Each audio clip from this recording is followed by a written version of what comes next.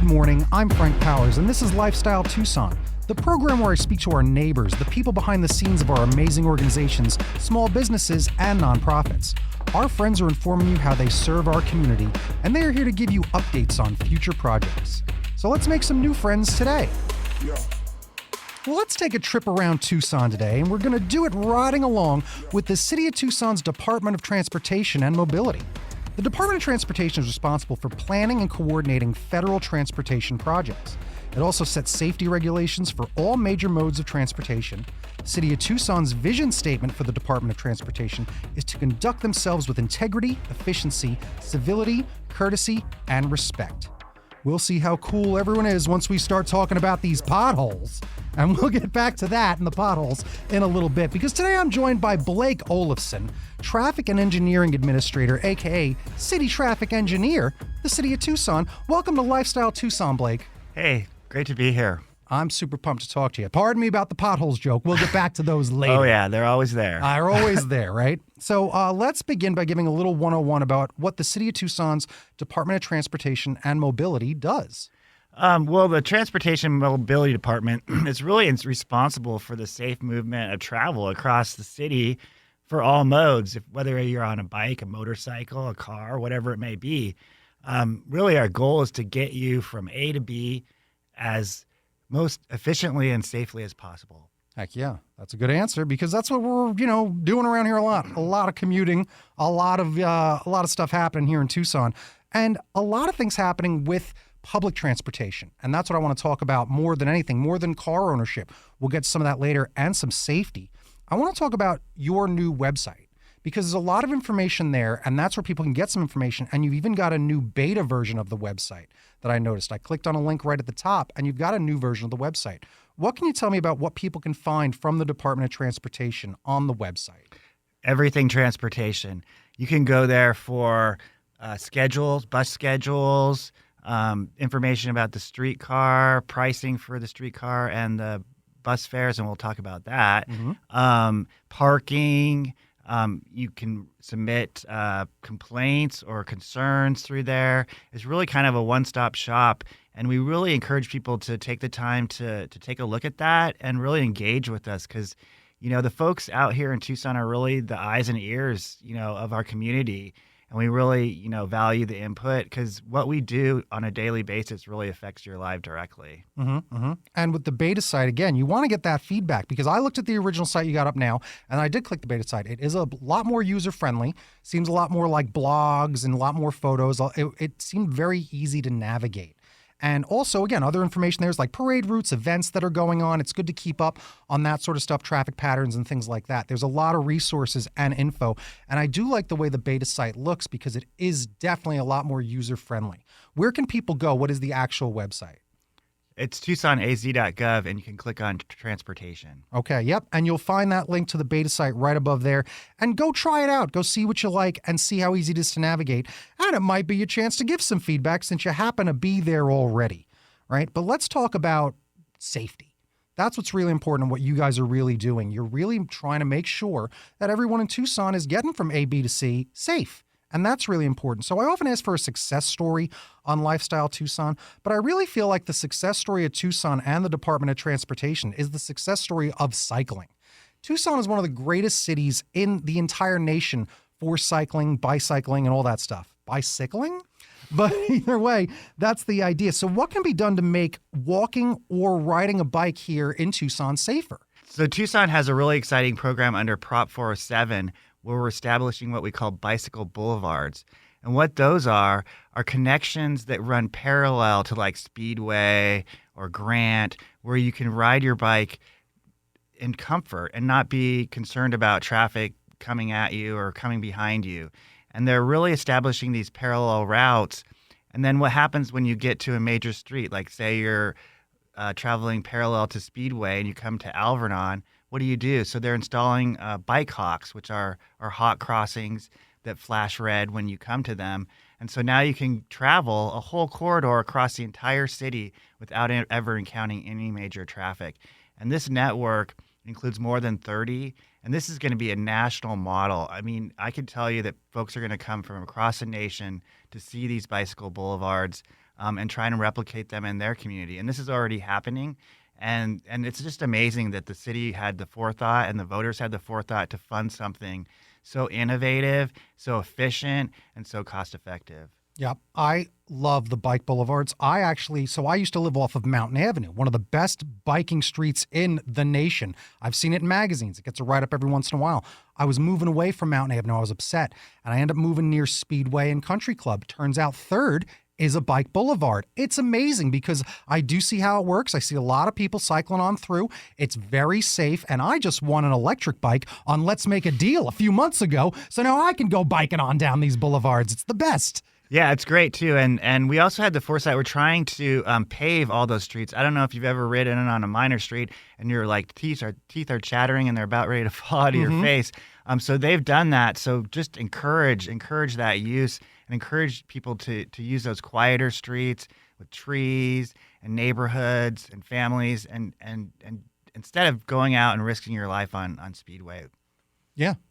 Again, sometimes I see people cycling on Speedway and Broadway, and I'm like, what are they doing? Like, sometimes people going against the flow of traffic, too. It's like these people just have death wishes. They're just not following any of the rules. Yeah, the other thing is there's this term 8 to 80. We want to make a facility that an 8-year-old can use all the way up to an 80-year-old can use, and that's a bicycle boulevard. That's fantastic. I love that. That's a lot. That's a lot of care for people in the community, and especially such a big group of people like cyclists. And by the way, if you're a motorist out there that has a problem with cyclists, I'm sorry. You have to control your road rage, right? You got to share that road.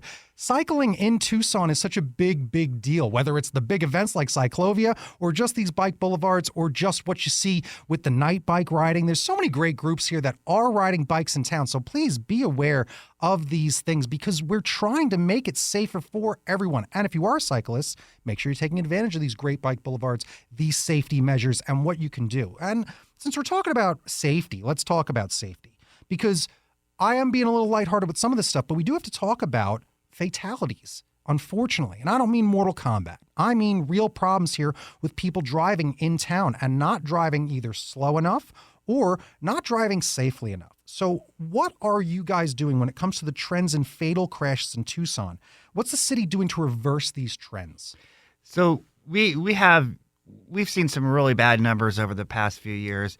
When I came to the city, we were looking at about 70 people killed on our roadways every year, and that number is still just shocking to me. Last year, we nearly hit 100, and we just can't continue in this direction. We have to do it, to do something about it. And I don't want to. I want to get in a little deep here. I'm a little emotional about this topic, but the 3 E's of traffic safety, the pillars are education, enforcement, and engineering. So just touching on those a little bit, obviously we want to engineer safe roads. We talked about bicycle boulevards, and those are engineered for the safe travel of bicyclists and pedestrians.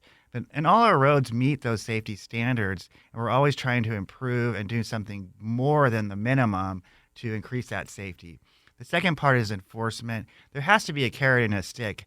I mean, if you can go in your car at 11 p.m. and drive 60 miles an hour down whatever road it might be, there has to be some consequences. You have to have a society where people respect each other and know there are consequences for their actions, and that's where enforcement comes in.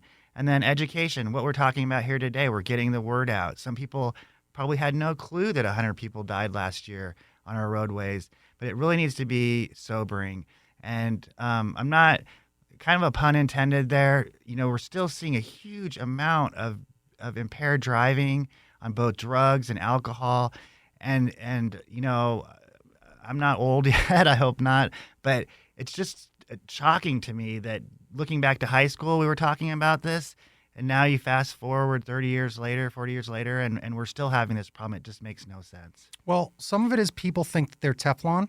People think that it can't happen to me, right? And I think that's why some people speed down these bike boulevards, why people speed down Mountain when I lived on Mountain. I'm like, how are you speeding down this road that is known for cycling? And then it's someone that's almost mad at cycling. I'm like, you can't be that way. You got to control yourself. You got to control yourself behind the wheel. It is sobering, to think about that. And sometimes maybe it does take a little celebrity endorsement. And unfortunately, this past year, I don't mean this in a good way, we lost a celebrity. It was the Umbrella Lady. We lost her. She got hit And that brought a lot of attention. But when you're telling me that that number is rising year to year, that's something that we got to pay attention to. Now, there might be other factors here. We see homelessness up. There's always people on a lot of these dividers now, dashing across the roads everywhere I seem to drive. That's going to be a factor. I think the legalization of marijuana is going to be a factor because you got a lot more people being impaired thinking, oh, it's legal now. It doesn't mean that it's legal to drive impaired, all right? And I honestly don't know how they do enforce this. There's not really the breathalyzer that is scientifically, mathematically proven for marijuana. And one of my friends can smoke something gigantic and he's fine. Another person could take a hit. They can't even stand up. So I don't know how we are there, but the fact is that really just safety begins at home and it begins with you and just being honest with yourself. All right. Don't think that you can get away. You're not Teflon. Things can happen to you. You can get caught in one of these unfortunate situations where just because you were going 10 miles an hour a little too fast right up to that crosswalk, you could hit a pedestrian. It's that quick. Yeah. And we've all almost done it. Yeah, and we've all been in those situations, and we all make mistakes. We're all human, right? Mm-hmm. But we really need to realize that we're in a 3,000-pound automobile that's made of metal and steel and glass, and someone, even if they're struck at 30 miles an hour, they're not going to end up well. And you just have to, it can't happen to me. Yes, it can. And can you imagine living with that? Can you imagine living with killing someone? And if you were impaired, that was just devastating to that family and to your family. So it's really important to just avoid that. Yeah. I always talk about this in life. Here's some advice I always give everybody. Don't lie, right? I always try to tell people not lying. It's a good method to live by. It's a very real, tough rule. And I mean, really don't lie. Stop lying for real. Make it like a real thing. I stopped lying when I was 26 because of something that was going on in my life. I'm like, let me never tell a lie, right? And see how this goes. And I realized that the person I hang out with the most was getting lied to the most. Who's the person you hang out with the most? It's you, right? I was lying to myself about effort towards jobs, about effort towards certain things. And I started to really heal some depression or heal certain things in my life because I was starting to hold myself more accountable. So this is why I ask people, don't lie, because the person you're lying to the most is yourself. And you're lying about how often you do speed, how often you break a rule, make a right when no one's looking. Be careful, because it is about the safety of this community that we all do live in. Now, let's lighten the mood for a second. What do you think about this concept? I have an invention. I've pitched this for years. It's called driving helmets. I know his face. Okay, so the face of disgust, okay, is what shows up on everyone's face when I do pitch this idea. Okay, Blake he works for the Department of Transportation. He's like, because that seems uncool, right? But I'm sorry, helmet's very important. I never understand why I see anyone riding a motorcycle without a helmet. That's insane to me. Or a bicycle without a helmet. Okay, that's insane to me. What about cars? I'm sorry, wearing a helmet. You put your seatbelt on, you put a little helmet on quick. Most of the deaths involved in traffic, aren't they due to head injuries? That's likely true. Boom. Yes. Solving problems, put on your helmet behind the wheel. Let's just move on from this hot topic. I don't know. I mean, do you have some scheme to sell these helmets? I think that Yes, lives will be saved. Yeah, I know the scheme. You put a BMW logo on the side of it. Boom. Okay. All right. Well, can I tell you what my invention is? What? Okay, but I stole it. Okay. Okay. So, gosh, I should remember the guy's name. Maybe you can look it up later. He's that NASA engineer. He made that box that he puts on porches for people that they steal. Yes, the glitter bombs. Yeah, the glitter bombs, yes. Right? Well, he came up with this device, which I think is ingenious. It's a car horn, but it has more than one sound because if the pedestrian's like hanging a little close to the curb, you don't want to blare the horn at him, but maybe give him a little, hey, ding, buddy. ding, ding, ding. Yeah, I'm here. Catch their attention. So I think that's genius. I agree. Yeah. I agree. Yeah. Listen, making communication's key. Communication, yeah. Right? Yeah. Both in our fonts, we need a sarcastic font because no one understands how to communicate online. We need a sarcastic car horn, I think. That'll get things. But yes. Could you move along? Just something like that. Right. Just a little tap. But that's what we're doing here on Lifestyle Tucson. We're solving problems. So let me ask you this when it comes to safety. why are there not more crosswalks being painted? This is a really interesting one. So we get lots of requests at the Department of Transportation and Mobility for crosswalks. It makes sense. You think it makes sense. Like I live on the street, I want to get to the other side. Let's paint some white lines. It's safer, right? Mm-hmm. Well, there was this landmark study in 2005, and I won't bore you with all the details, but basically it says that depending on the road condition, the number of lanes, how wide the road is, the speed of the traffic, and how many cars are going on that road, it's actually like, in some cases, almost 10 times more likely to be struck in a crosswalk, a marked crosswalk, than no crosswalk at all. Really? Yeah, really. And so they've come out with guidelines that basically don't do that. Don't give the pedestrians white lines across Speedway when traffic's going 40 miles an hour. Cars aren't going to stop. Yeah. Of course they're not. And there's no real, it's getting into the psychology of people, of why this is. Why is this factor 10 times higher? And the thought is that people are less careful, pedestrians are less careful, and they're subconsciously or consciously relying on the markings and believe that the cars are going to yield. But we all know in practicality, when we're driving a car, the faster you're going, you don't even see that pedestrian standing on the side of the corner. So it's less likely for you to stop. So I'd like to segue and give a little shout out to Tucson local here. Our famous Dr. Nassi, in my world famous, he invented the hot crossing right here in Tucson. Okay. And those are the ones, with the wig wag, flashing reds. Yes. And it had to go through a lot of testing and get approved by the federal government. And we're the model city for that. We have over 140 now. And those are really the safest way to cross the street, even safer than at an intersection. That's incredible. Yeah. There is something else that, talk to me about Grant Road. Is that like an experimental road where people try things and then they try to implement it? No comment. Grant Road's a really interesting one, to be honest. So that has what they call as indirect lefts. Mm-hmm. So it was really I'm using quotes in the air here, innovative approach to traffic operations. They have them a lot back east. They're called Michigan lefts. So the idea is that we're trying to move a lot of traffic east-west on Grant. So rather than allowing left turns at Euclid or wherever it may be, you have to go a few hundred feet further and turn around. Mm-hmm. And so that really, if you think about it, does move a lot of traffic east-west. That's not so good for north-south and the left turns.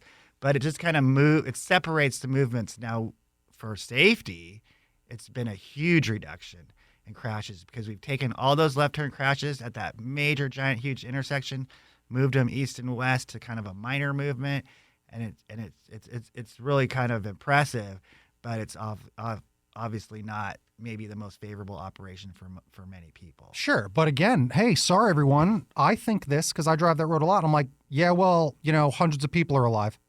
That's the answer. Also, well, hundreds of people are alive now. Correct. That's the thing. You never know the unknown. We don't get to look into the multiverse of madness. We don't get to see, what if they didn't change Grant? Well, we actually do, because the statistics were there for the amount of deaths. Correct. And now all that construction's done, things have moved forward, and those fatalities are down. Yeah. So good job, and that's important. Again, that's why you got to try new things and be innovative when you're engineering an entire city. Yeah. It's not exactly nothing here. I played Sim City. It's not that easy. Bowser could show up at any minute. Correct. Thanks for validating that Sim City reference.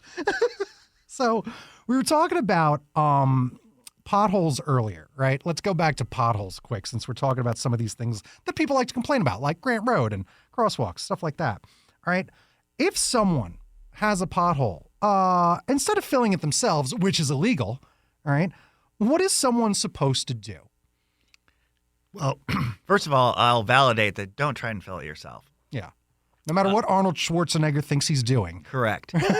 So we have t.concerns@tucsonaz.gov, and that's a email address. And you can email anything, potholes, street lights, I want a stop sign, I don't want a stop sign, I want a speed hump, I don't want a speed hump. So anything that's on your mind, just send it that way.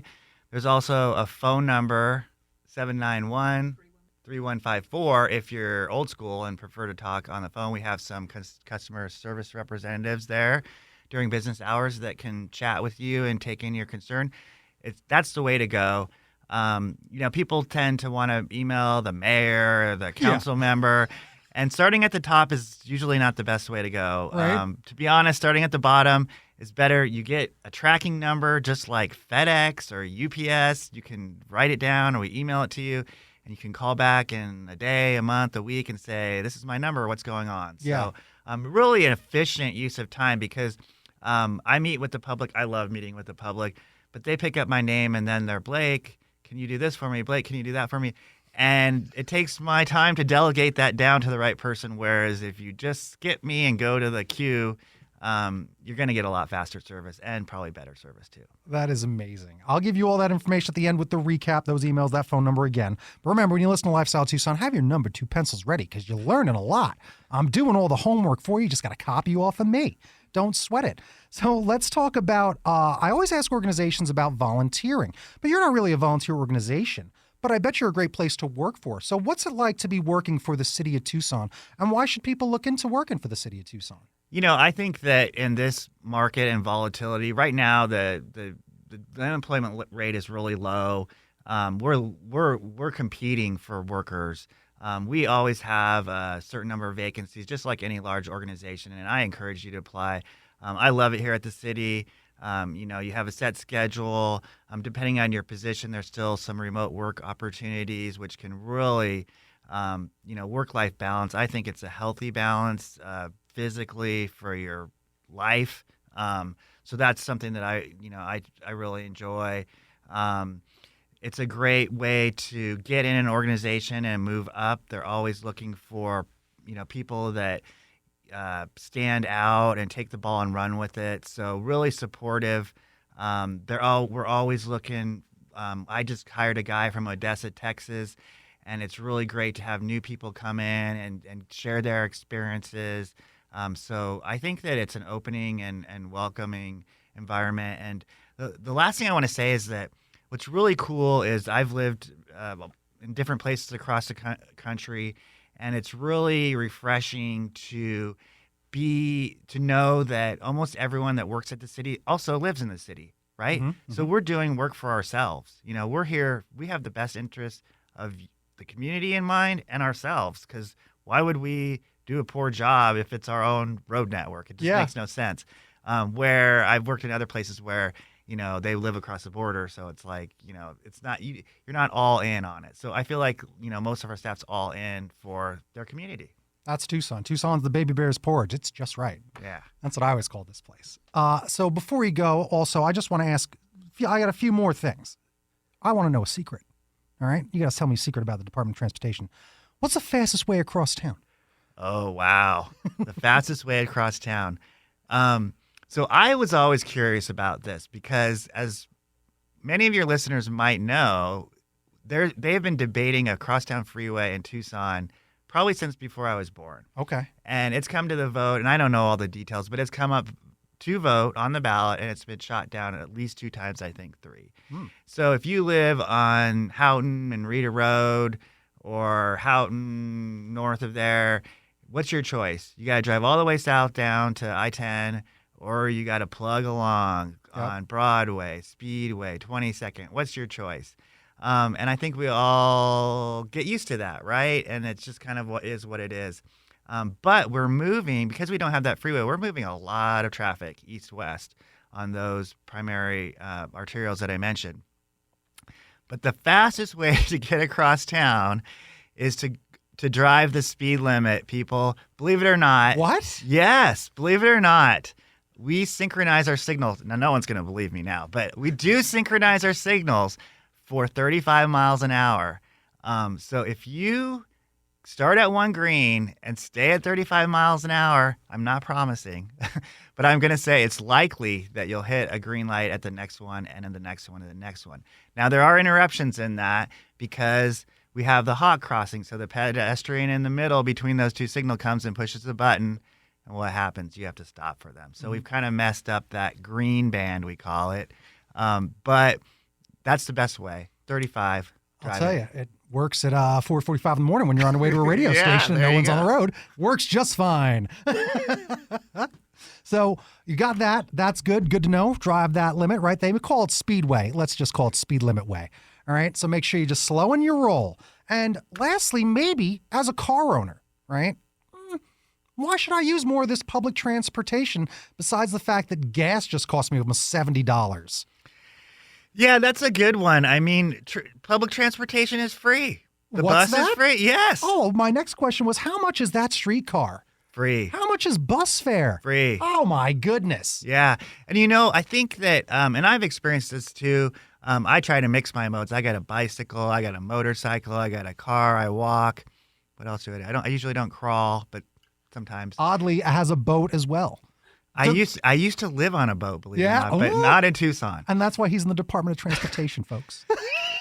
But transit, let's just get back seriously. So, I think it's about really lifestyle and how much effort you want to put into it and how much you want to gain out of it. So as you mentioned, gas prices are up. It's in the news, it's out of the news, but I drove by the big Safeway and it's $3.60. No, it's $4.60. $4.60. Yes. Ugh. So you can save a lot of cash, as you mentioned, just riding the bus. And I say try it. See how it works out for you.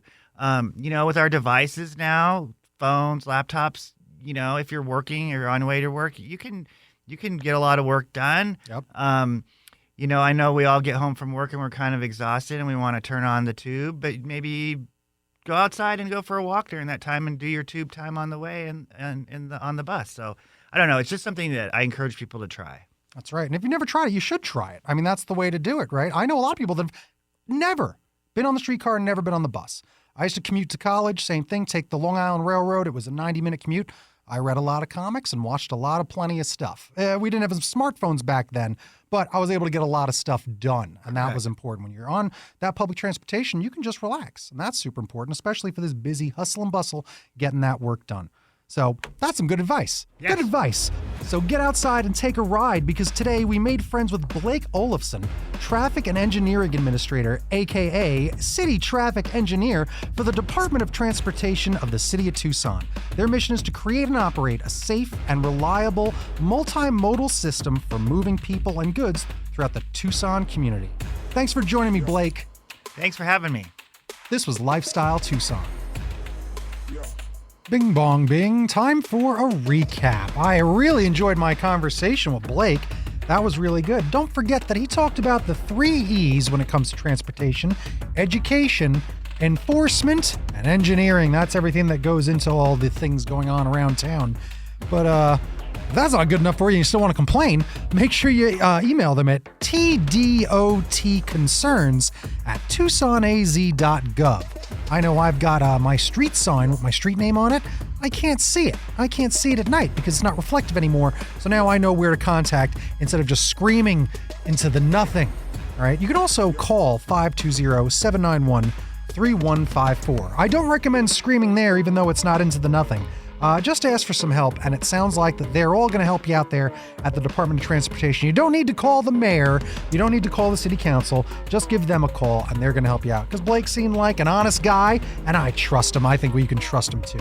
So I want to thank our new friends at the Tucson Department of Transportation for joining me today. You've been listening to Lifestyle Tucson.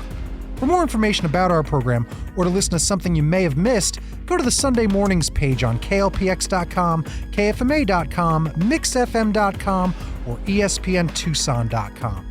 You can also subscribe on iTunes and wherever fine podcasts are transported. I'm your BFF, Frank Powers. Toot Toot Tucson. I love you the most. I still think driving helmets is a good idea.